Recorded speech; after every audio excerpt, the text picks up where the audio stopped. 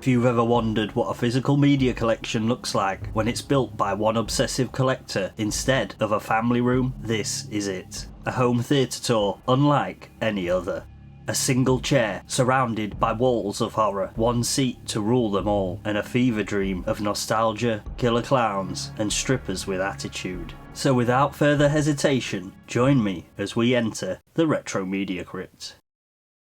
Starting from the left of the door after coming in, we have some movie posters. A US one sheet for The Terror Within, used to advertise the film theatrically in America. A decent little monster movie if you haven't seen it.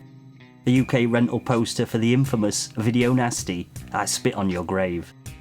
And Sam Raimi's third Evil Dead entry, Army of Darkness, The Medieval Dead. Then we've got something I had been after for years. An original UK rental poster for one of my favourite 80s horror films, Killer Clowns from Outer Space. This forms part of the shrine dedicated to this awesome film. I love collecting various formats and releases for this one. Below the posters is my 4K Blu-ray collection. I only jumped into 4K back in early 2021 and started buying mainly non-horror stuff that would look cool and sound amazing. Things like Blade Runner 2049, Aquaman, Ready Player One, but I've since been buying more horror releases on 4K over the standard Blu-ray version recently. First shelf, we've got some big boxes and steelbook editions. Belle was a blind buy because I liked Summer Wars and The Girl Who Leapt Through Time from the same director, and it absolutely blew me away. If you don't cry during this film, then you have no soul. Hard Target is a nice steelbook and a little bit of an underrated film. Love Jurassic Park and The Matrix, so I've got the trilogy box sets for them. Then it goes into the slipcase section. Battle Angel Alita from Robert Rodriguez is incredible. Some Evil Deads, Fifth Element, and then one of my go-to 4K discs is Pacific Rim. It looks amazing, sounds bombastic, and is just a cheesy, super fun film. And if you're as old as me, then you've probably seen Transformers the movie from 1986. One of the greatest films of all time. Featuring some amazing music from Stan Bush and Vince DiCola. And just an all-round banger of a movie. Bottom shelf we have a few steelbooks and films without slipcases. I've got the Criterion release of Godzilla vs Biollante. I'm hoping that they will eventually release the rest of the Godzilla films from this era. Next bookcase is all my boutique label 4Ks. One of my favourite labels is Second Sight. They release some incredible films with exceptional packaging, quality and extras. Got the ultimate edition of Romero's Dawn of the Dead, which is an absolute beast. The Hitcher, Possession, and my favourite horror film of all time, The Texas Chainsaw Massacre. I just love the whole vibe and ambience of it. Terror and unease you can feel pouring out the screen. And Second Sight knocked it out of the park with this release. Exceptional picture and audio quality, and a hardbound book featuring some great essays about the film. Blair Witch, Censor, Inside and Lake Mungo are all Blu-ray, as is the Cold Prey trilogy that's just come out recently, and the rest are all 4K. What's cool about Censor is the extras, as you get the Video Nasty documentary, Ban the Sadist videos, parts 1 and 2 included, which makes it worth picking up for the extras alone. Then we go into the Arrow section. Love Invasion of the Body Snatchers, Hard Boiled and The Killer, Dan O'Bannon's awesome Return of the Living Dead, and Fulci's Zombie Flesh Eaters. Then some collection sets, the Hellraiser quadrilogy, Ju-On, had to pick up the Turtles trilogy, as I was an absolute TMNT nutcase when I was a kid. Then it goes into Vinegar Syndrome. While I prefer mostly the horror stuff they do, I do enjoy some of their other releases. Never in my wildest dreams did I think anyone would release Showgirls on 4K. Now you may think, why would anyone even want Showgirls? Well, I actually think the film is pretty amazing. It's seedy, tacky, and gloriously cheesy, and has blossomed from its initial critical condemnation into something much more well respected by fans today. With Vinegar Syndrome, packaging and presentation is second to none. You've got slips in slips, cool weird boxes, and some genuinely fantastic artwork. Then we have a small selection of 88 films releases, Eureka, and finally on the end, Slumber Party Massacre 1 and 2 from 101 Films.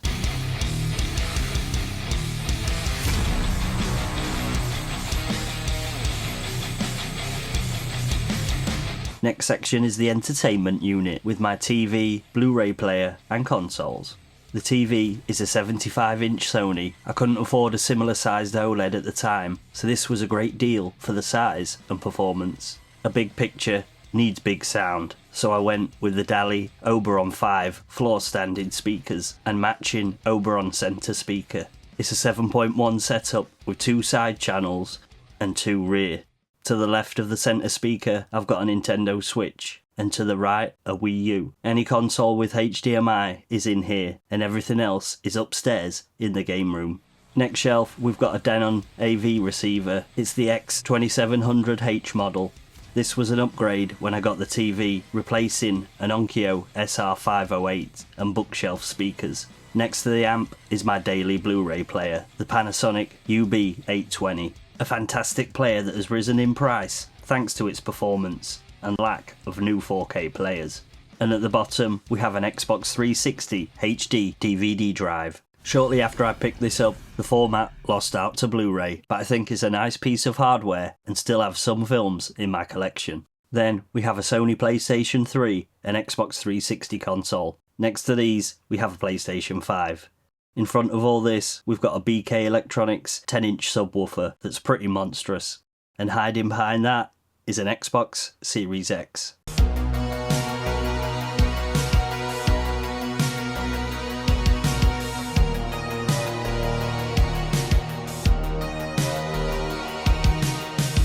Following the room round from the TV unit, and it's more horror posters and my boutique Blu-ray collection. And tucked away over in the corner are some audio decks. Starting top left we have an Australian daybill poster for Monster, aka humanoids from the deep. They began in the water. They're not human, but they hunt human women. Not for killing, for mating. A cool monster movie that has a great ending set in a town fair. Underneath is another daybill for Ghoulies. This place is better than Epcot Center. Ghoulies too. Love the first 3 Ghoulies films, but still not seen the 4th one. Is it worth watching? Let me know in the comments. Below the posters is the Criterion Showa era Godzilla collection. An incredible set, but it's a bit awkward to display because of its size, so it just sits on top of a vinyl storage box. This is a mixture of video game and movie soundtracks, and just general music albums. I like bands like Every Time I Die, Poison the Well, Deftones, Killswitch Engage, and the amazing A Wilhelm Scream. Movie soundtracks, we've got Friday the 13th, Chopping Mall, Evil Dead, Nightbreed. It Follows is a banger from Disaster Piece, which led me to pick up the Fez soundtrack he did. I've never played the game, but the music is incredibly enchanting.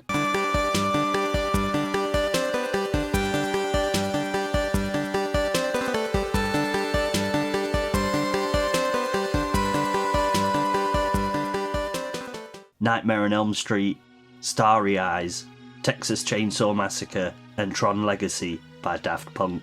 Game soundtracks, there's the incredibly nostalgic Turtles in Time, Contra 3, Super Castlevania 4, and Silent Hill 1-4.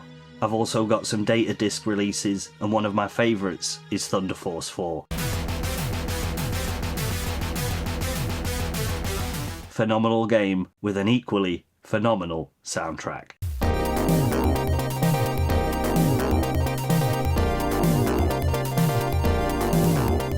Next we have a bookcase chock full of slasher films, 80s oddities and boutique label weirdness on Blu-ray. On top we have the incredibly cool Book of the Dead, Evil Dead 1 and 2 DVDs from Anchor Bay. I've had these for years and unfortunately the latex is degrading a little and the eye doesn't scream anymore when you press it, but they still make nice display pieces. Then we have the Scream Factory Friday the 13th box set, Crystal Lake Memories documentary, some Part 3 3D glasses, and some cool hockey mask gachapon capsule toys I picked up when I went to Japan in early 2020, and a nice Part 7 replica hockey mask which sits on top of the Nightmare on Elm Street 4K collection. I love this set and the films look incredible in 4K. And on the end, I've got the Arrow Special Edition of Don Coscarelli's Phantasm series. First shelf we have the Urban Legend trilogy. First one is a classic 90s slasher. The idea of an urban legend serial killer. It's a stretch. A full 88 film slasher classics collection would be nice, but these are the ones I have so far. One of my favourites is Intruder, standard slasher fare set in a supermarket, but with some interesting POV shots and excellent practical effects. Also, Jeff Lieberman's Just Before Dawn, an atmospheric, slow burn backwoods slasher with nice cinematography. This moves into 88 Films' Italian collection, and some slipcase and special edition releases. Night of the Demon is one of the best Bigfoot films ever, and Story of Ricky is just insane, over-the-top madness. Third shelf finishes off the 88 Films. I've got Evil Speak, Sorority Babes in the Slimeball Bolorama, Companies arrive. Humanoids from the Deep, and some Japaniki sub-label releases. Not watched Gyra's Guts yet, but Evil Dead Trap 1 and 2 were good. This goes into the Arrow section, with some great slasher films like Chill Factor, Deadly Manor, Edge of the Axe, The Initiation, Madman, The Slayer, and Trapped Alive. Some Arrow slipcase editions, Blood Rage, Deadly Games, Girls Night Out, The Mutilator, and Raging Fury. Then some big box editions, Pieces and Society are incredible. Collection box sets for Critters and the House franchise. Still got some of the old Arrow window box releases. The Beyond is one of my favourite Lucio Fulci films, and would love to get that on 4K eventually. Finishing off the Arrow section is some steelbooks. Love the Day of the Dead steelbook, and a great zombie flick. And nestled in at the end is a cool Elmer pin badge. Brain damage. It will turn you inside out. Starting off the Vinegar Syndrome Blu-rays is the Amityville Collection box set. Vinegar Syndrome put out some of the weirdest films going, and that's why I love collecting their releases. Jack Frost is highly underrated. Psycho Cop Returns, Demon Wind, Bloodbeat, Beyond the Door 3, also known as A Mock Train, a film about a killer train that goes so far off the tracks you'll question what the hell you were even watching. And there's some great slashers too. Blood Games, Silent Madness, Fatal Games, Blood Tracks.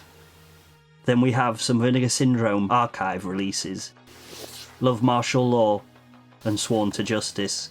And on the end is the excellent Iron Angels trilogy. Finishing off the Vinegar Syndrome section is New York Ninja, a lost film that was never finished and painstakingly put together and restored by Vinegar Syndrome to finally reach its audience. Then we've got some 101, Shameless, Vestron and Eureka films. Cherry Falls is an underrated slasher. The Gate and Return of the Living Dead 3 are amazing, and if you haven't seen The Entity, the most extraordinary case in the history of psychic research. It is one of the best paranormal films I've ever seen, with some truly great special effects. Equally amazing is the Ninja trilogy. Ninja 3 The Domination is about an aerobics instructor who gets possessed by the spirit of an evil ninja. Need I say any more? And on the bottom shelf we have a Max Factory Guyver figure, the Arrow Video Store box set. This has some amazing films inside, like Dolls, Cellar Dweller, Dungeon Master and Arena. Then we've got a small selection of steelbooks. Bone Tomahawk is great, Flight of the Navigator, Ninja Scroll, and the 90s live action Super Mario Bros. Movie. On the end is a random box set for the incredible Battle Royale and the digibook release of Garbage Pail Kids. The Garbage Pail Kids movie. They may not be pretty, but boy, they make great friends. Moving on, we have some more original UK rental posters. A Nightmare on Elm Street Part 2, Freddy's Revenge, with artwork by Graham Humphreys, and The Video Dead, which is double-sided, like the Medusa X-Rental VHS cover. The custom Lego Freddy was a gift for my 40th birthday, and the Freddy Bath Bomb was a Christmas present. I keep all my control pads on here as well.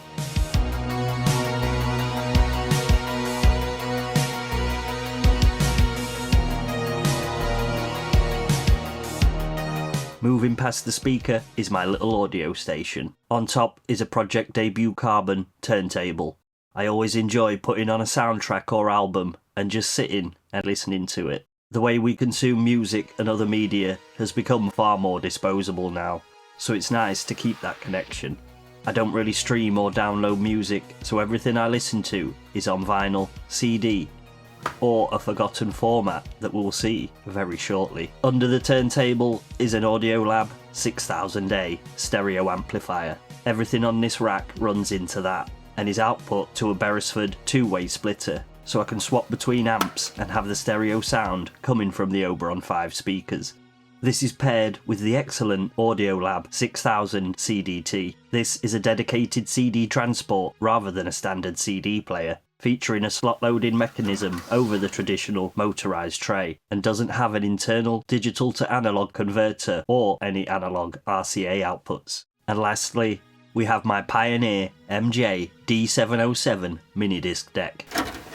I love weird and wonderful disc formats, and was an early adopter of minidisc when I got a portable player recorder in the 90s. I only own one pre-recorded minidisc, 3 colours red, but for me, the joy is making and creating your own discs, with game soundtracks and various mixes. Hopefully one day I can buy some proper cases and make my own artwork for these compilations.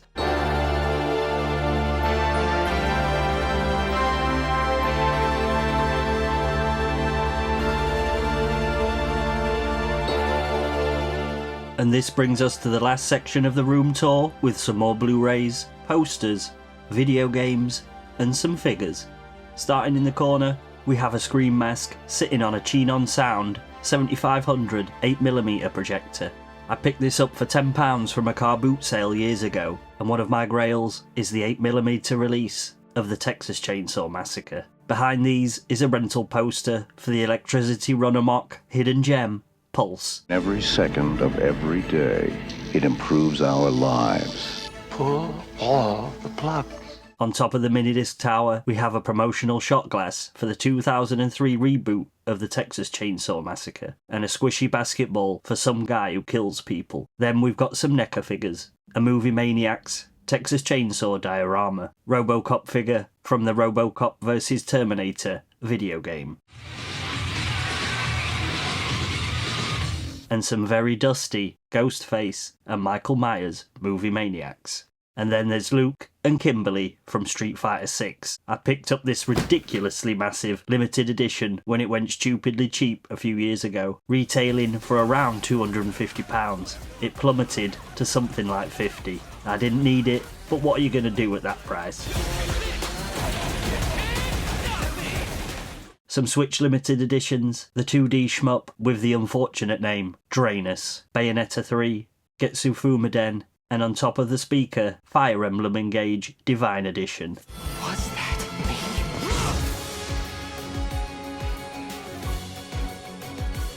First section of Blu-rays is slipcases, a real mixture of stuff in here. Akira is a cult classic anime masterpiece. I love fan footage films and thought As Above, So Below was pretty good. Attack the Block is amazing.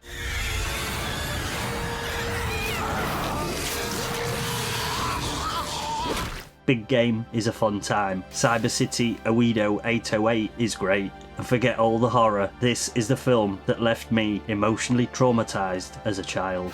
The Dog Who Stopped the War. Don't Look Now is quality, with a sex scene so real, people thought it was real. Extraterrestrial, From Beyond, Hiruko the Goblin, and Hobo with a Shotgun. I wish Jason Eisner would release more films, as this, his short film Treevenge, and his latest film from 2022, Kids vs Aliens, are all fantastic. Love It follows. Revenge is a savage, if at times implausible, revenge thriller. The infamous Salo, and a Serbian film. The underrated killer shark film The Shallows. Summer Wars with the Girl Who Leapt Through Time box set, and Suzume are great.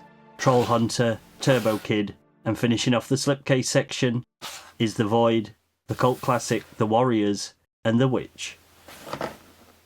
Next is Blu-rays without slipcases. Beyond the Black Rainbow is a visual feast.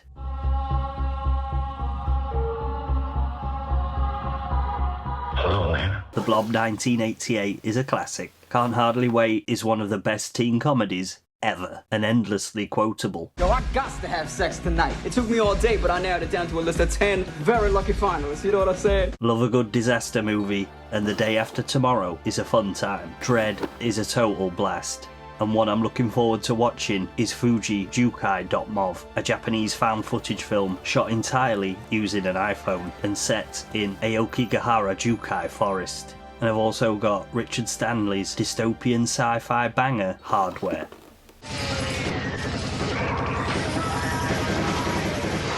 Moving along, we've got Ty West's The House of the Devil, In a Violent Nature, The Law, Mandy, and forget about Disclosure Day. The McPherson tape is the alien abduction movie you need to see.